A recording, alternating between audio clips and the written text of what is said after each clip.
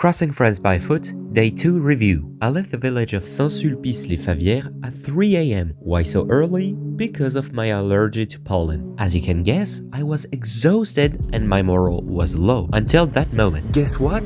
I'm now in the city of Étampes and its beauty has given me some motivation. However, another problem arrived. I am thirsty.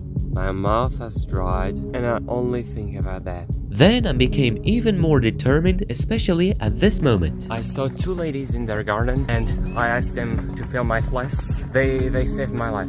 40 kilometers later, guess what? Now I'm outside of the region of Paris and socialite with a stranger who is lending me a room. You'll see what happens next tomorrow.